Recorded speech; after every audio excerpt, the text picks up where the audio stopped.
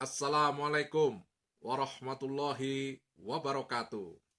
Jumpa lagi dengan saya, Juli Jati Prabuti dalam Ngaji Seni Rupa. Apa kabar, sobat-sobat Ngaji Seni Rupa DDP yang keren? Mudah-mudahan kita semua dalam keadaan sehat dan selalu semangat, sekalipun dunia masih dicekam oleh pandemi COVID-19. Tetapi kita harus tetap optimis, tetap semangat, dan tentu selalu bertukar pikiran, bertukar pengalaman agar pikiran kita selalu dinamis, selalu melihat segala sesuatu itu dengan pikiran-pikiran yang jernih. Sobat-sobat ngaji seni rupa DDP yang keren, kali ini saya akan bicara mengenai topik baru yang tentu tidak kalah menariknya dengan topik-topik sebelumnya. Apa itu? Yaitu religiositas dalam seni rupa kontemporer Nusantara. Wah, ini topik dari judulnya saja sudah terasa paradoks. Iya, paradoks.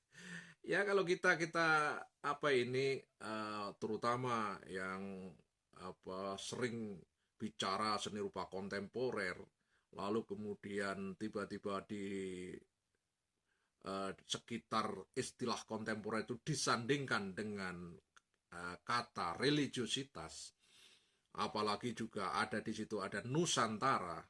Wah, itu satu tiga kata yang tampaknya saling bertubrukan.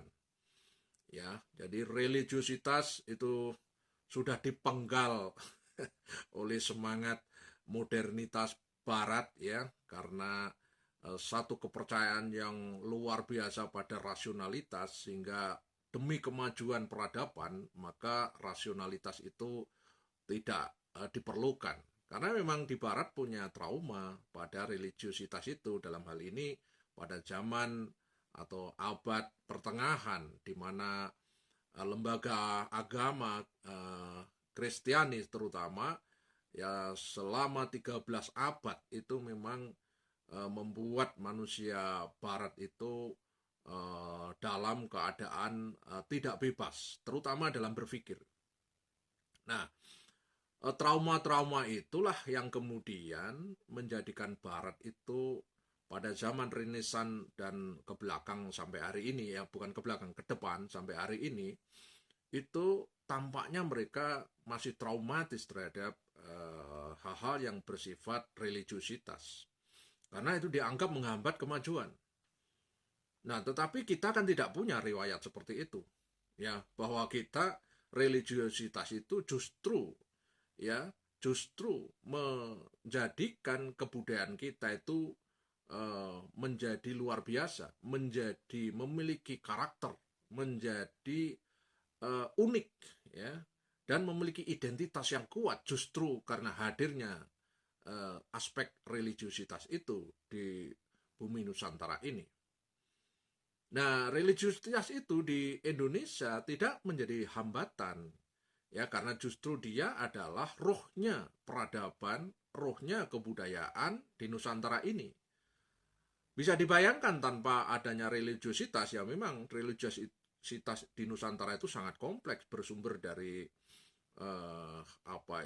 kepercayaan-kepercayaan kuno, ya, kepercayaan-kepercayaan yang sudah berlangsung berabad-abad di manusia-manusia Nusantara kuno, ya, terus kemudian itu diperkompleks, ya, terjadi persilangan-persilangan, sinkretisme dengan religiositas yang bersumber dari agama-agama yang datang dari luar, ya, agama Islam, agama Kristen, ya, Hindu, Buddha yang jauh sebelumnya sudah datang ke Nusantara, termasuk ajaran-ajaran Konfusius yang dari Tiongkok yang juga masuk ke Indonesia. Semua itu mewarnai kebudayaan atau seni di Nusantara ini. Dan tentu ini faktanya luar biasa banyak. Kalau mau disebut, wah itu menghabiskan berseri-seri video. Kenapa? Ya karena memang eh, dari segi artefak saja, itu kita bisa banyak sekali bisa disebut, mulai misalkan kita lihat saja dalam budaya bagaimana manusia Nusantara itu melahirkan arsitektur lokal. Wah, itu mulai dari Aceh sampai Papua kita bisa mendaftar ratusan tipe, ratusan model, ratusan karakter, ya, rumah Nusantara. Terus kemudian dari budaya tekstil, ya, itu kita juga mendapatkan kebudayaan tekstil atau seni serat Nusantara yang luar biasa dan kaya, tidak hanya teknik tetapi juga style, ya, terus media, ya, fungsi itu bermacam-macam, ya. Terus kemudian juga dari apa lagi, misalkan dari relief, ya, dari patung misalkan, itu mulai dari uh, primitif sampai kepada patung tradisi sebelum modern, itu suatu kekayaan yang saya kira sulit untuk dicari bandingannya di dunia ini. Ini sebuah fakta, bukan romantisme, ini fakta.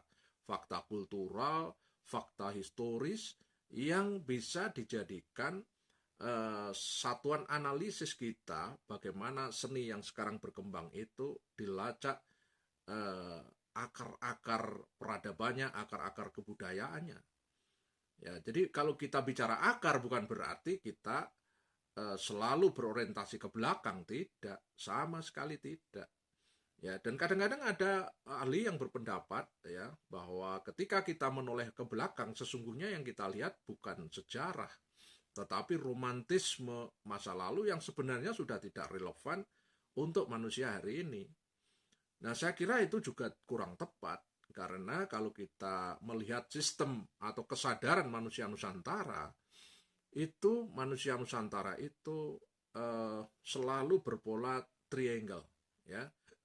Waktu itu dalam satu kesatuan, ya, atau kita katakanlah trikotomi, ya. Trikotomi bukan dipandang sendiri-sendiri, tetapi justru trikotomi yang terintegrasi, yaitu masa lalu, ya, past tense, kemudian masa sekarang, present tense, dan masa yang akan datang, future tense. Nah, itu tidak sendiri-sendiri. Jadi masa lalu itu adalah juga bagian dari masa kini.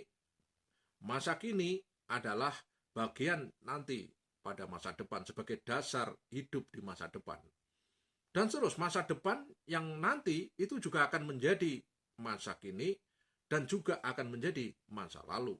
Maka waktu di dalam kebudayaan Nusantara itu menjadi sangat relatif, ya. Jadi bukan terpisah-pisah, ya. Dan satu sama lain itu saling memberikan inspirasi di situ. Nah, inilah yang hal seperti ini ketika dunia barat itu memasuki dunia modern, maka itu ditolak, ya, karena ya tadi lagi-lagi ada trauma masa lalu yang berabad-abad lamanya mereka alami, ya, kemudian tidak memberikan kebebasan berpikir pada manusia Eropa pada zaman itu, ya, terutama pada zaman abad pertengahan. Sobat-sobat ngaji seni rupa DDP yang keren, kita kembali kepada hal yang menarik, ya, di abad 21. Ketika kita bicara mengenai religiusitas dan kenusantaraan, itu sepertinya memang terasa paradok ketika orang membanggakan suatu dunia global yang dikendalikan oleh infrastruktur yang disebut dengan teknologi informasi, ya, lalu menghadirkan internet, kesinambungan satu sama lain, ya, ada jejaring di situ yang sifatnya global. Tetapi makin hari, makin kesini, manusia itu justru kemudian mempertanyakan dirinya. Ya, siapa saya sesungguhnya ketika saya hidup dalam persilangan-persilangan informasi global seperti ini, persilangan-persilangan kebudayaan global semacam ini, ternyata juga akhirnya ya bertanya pada dirinya sendiri, ya siapa saya sesungguhnya, who am I, itu direfleksikan, ya dicari lagi, dan itu terbukti banyak seniman-seniman yang ketika belajar seni rupa modern di pusatnya sana, di Amerika misalkan, di Eropa misalkan, ketika di sana ya justru kemudian ada kesadaran bahwa siapa sesungguhnya saya ini, hidup di tengah belantara kebudayaan atau seni modern atau bahkan sekarang kontemporer itu, ya ini banyak dialami oleh para seniman, ya banyak dialami oleh para seniman yang memang bersentuhan langsung dengan dinamika perkembangan seni rupa modern atau kontemporer di pusat-pusat peradaban mereka itu, ya seperti di Amerika dan Eropa pada umumnya. Nah, gejala ini saya kira menunjukkan bahwa ada satu titik balik, ya, ada satu titik balik. Bahkan ada buku yang membahas tentang titik balik peradaban itu, ya. Nah, sahabat-sahabat ngaji seni rupa DDP yang keren, titik balik itu tentu ya dalam konteks seni rupa itu akan berimplikasi pada eksplorasi yang kemudian mengakrabi pada satuan-satuan kebudayaan lokal. Artinya local color itu digali lagi, direvitalisasi, dipahami ulang, dan kemudian diinovasi sesuai dengan cita rasa manusia hari ini. Dan itu sangat terbukti di dalam seni rupa kontemporer yang ada di Indonesia. Ya, misalkan kita lihat, kita ambil contoh saja lah, Adi Pirus, ya. Adi Pirus, seniman yang akademis, yang lahir dari pendidikan yang sangat ketat dan tentu menggunakan metodologi barat, ya, dan dulu pernah dikritik oleh Trisno Sumarjo bahwa Bandung, atau dalam hal ini yang dimaksud sebenarnya adalah ITB, ya seni rupa ITB itu laboratorium barat. Nah, karena apa? Ya karena memang bersentuhan langsung dengan para guru-guru, pada awalnya itu adalah orang-orang Belanda, orang-orang Eropa yang mengajar di ITB, ya. Tetapi pada perjalanan selanjutnya, ketika orang-orang ITB seperti Adi Pirus itu diberi kesempatan belajar langsung ke pusat-pusat kemajuan seni rupa modern kontemporer di Barat, terutama di Amerika, maka di sanalah dia menemukan satu titik balik. Ya, dan titik balik itu mempertanyakan pada dirinya sendiri. Ya, siapa sesungguhnya aku, sesungguhnya Pirus itu siapa? Maka kemudian ketika pulang ke Indonesia, maka dia kemudian menggali lagi kasanah-kasanah lama, ya, jadi kasanah-kasanah yang dipahami secara tradisi oleh Adi Pirus sebagai anak budaya atau anak kandung kebudayaan di bumi Aceh, yang kemudian spirit-spirit itu digali, ya. Dan tentu Pirus sebagai orang Muslim, ya, yang taat, dan orang Aceh yang memiliki karakter yang sudah kita kenal seperti itu, ya, kemuslimannya, keislamannya yang luar biasa, ya, itu yang kemudian dijadikan dasar penciptaan karya-karya Pirus di dalam konteks seni rupa modern dan kontemporer.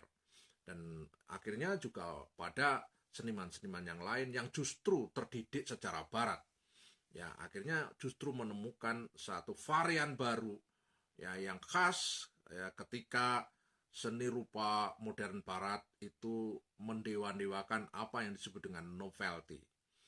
Dan justru di Indonesia menemukan satu varian yang dianggap memiliki kontribusi yang khusus di dalam perkembangan seni rupa modern di luar barat. Nah, ini nanti akan juga menarik dipahami apabila kita menggunakan pendekatan teori-teori postkolonial ya. Nanti pada saatnya saya akan bicara ini. Bagaimana kolonialisme itu memang pada satu sisi memiliki dampak pada perkembangan sosial kebudayaan terutama di seni rupa.